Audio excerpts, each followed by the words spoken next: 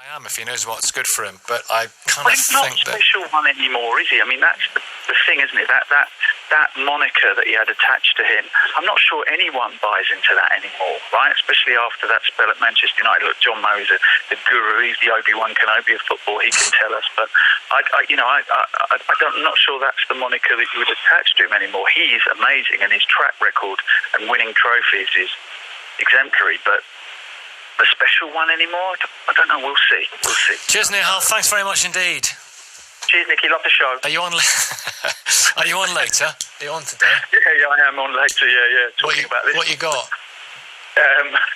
Definitely going to have some bits about Mauricio Pochettino. I can tell you that. Okay.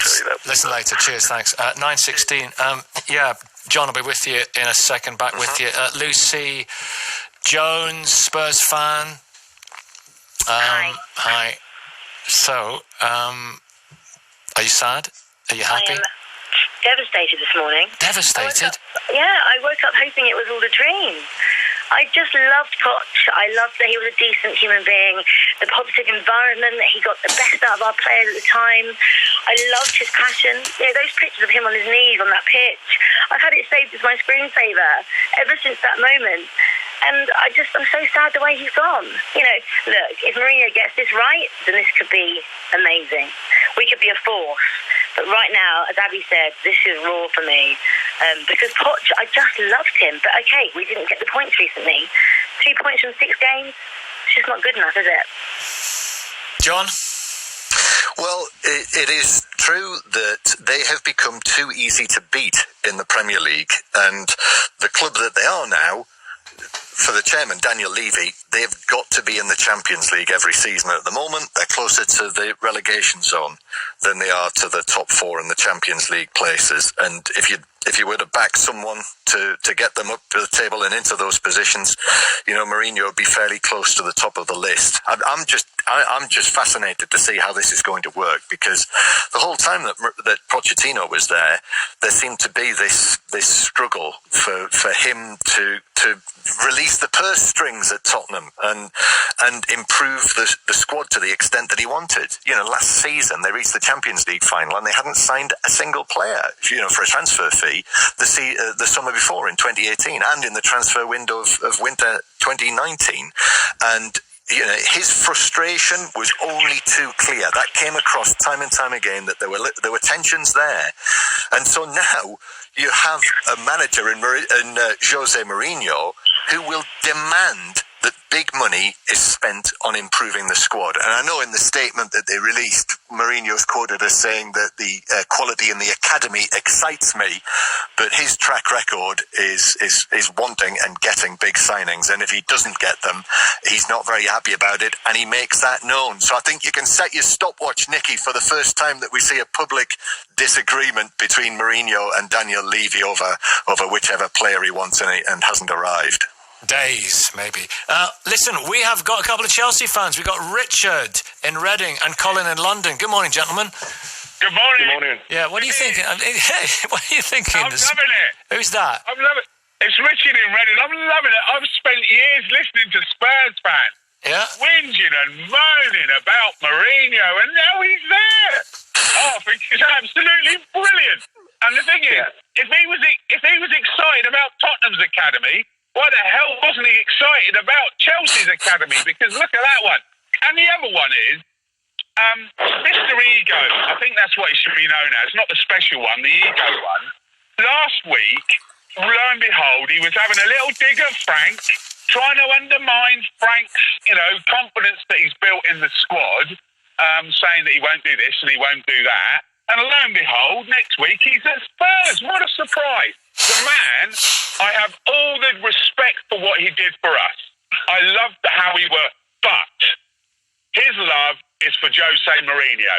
Not Chelsea, not Spurs, not Man United, not Porto, not Inter Milan, but Mourinho. And I'm sorry, I think it's a backward step, because if the board had given Pochettino the money that they're going to have to give Mourinho, Pochettino would have been a better fit for Spurs fans. So, as a football fan, I have a little bit of sympathy. Well, you're sounding chirpy, though, aren't you? Well, yeah, because when do you know what? You won't be so chirpy when they beat you. Well, they're not going to. But when the Hall shouts and cheers that his greatest moment as a Spurs fan was winning a semi-final. Well, sorry. How about winning the Champions League, the UEFA Cup, the Premiership, the FA Cup, the League Cup? That's what you celebrate, not winning semi-finals. Sorry, if you're going to be a big club. But I'm loving it. All my Spurs fans absolutely crying. What about Colin, the other Chelsea fan, where Rich is there hearing him? What a strange twist of fate, Colin, eh? It is a very strange twist of fate. I mean, I actually love Mourinho. I think he's a bit of a genius in how he is and how he manages players, but more importantly, how he plays the press to put the focus on him and off the players. I think that's a genius. I mean, people are criticising his style of play and everything else, but I think I'd hark back to something that George Graham said many years ago, and that is if you don't concede a goal, that's half a game won. Have Liverpool learned from that? They strengthened their defence, not their attack, because they realised they were shipping too many goals to the back. That's where they were losing games. So ultimately, if you don't concede a goal, score a goal, you've won the game. So Mourinho is brilliant at that. United, okay, it's a bit of a blot on his copy record slightly, but I think a lot of that was down to the make-up of Man United, where it is as a club. It's in a bit of a doldrums up there. But at Chelsea, he was revered as a special one, and I think he always will be. He's an absolute genius. Just to hop in, he still won the Europa League at Manchester United with a very average team, and the EFL Cup as well. That is the trophies that he delivers, seemingly with whatever group he has. That's winning a bottle of wine at the Sunday Fete, isn't it? Is it though? That was the competition they were in, and he went on and won it. Yeah. He does win wherever he is. He wins straight. No, he won't win at Spurs. Let's get some Manchester United fans on as well. 08085 909 693. What a glorious banquet we have. I was just being provocative. No, it's all right. About the Sunday Fete. I'm not here to defend it. No, I was being a shock jock. Right, let's... John? Yes? What's the style of play going to be? How is that going to change? Tactics, formation, flair, style? Well, they've, as I mentioned, Spurs this year in 2019 have been a team that have been too easy to beat. I suspect under Mourinho, first thing that'll happen is that there'll be a team that is a great deal more difficult to beat. I think that's one thing that we know about Mourinho. I think that as well, people talk about the way that it finished at Manchester United. Don't forget that it finished rather bitterly at Chelsea second time around as well, a club that have sacked him twice. And he himself has cut a very moody and surly figure by the time that it all ended at those two clubs. What I'm going to be interested to see is, has he learned from that? And is he prepared to change at all? Or with Mourinho, is it going to be a case of, if you want me and you want my successful trophy-winning ways, you're going to have to put up with me? Hey, we've got Chris Cowlin, blogger and fan. Hello. Good morning, Nicky. How are you doing? I'm fine, well, thank you. Chris, are you a fan of Jose Mourinho? Oh, wow. What an evening. When the statement came out that Mauricio Pochettino had left, a big shock to all of the fans.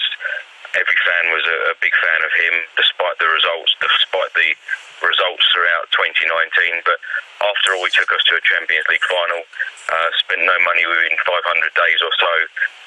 He's done wonders for the club, and it's a huge shock.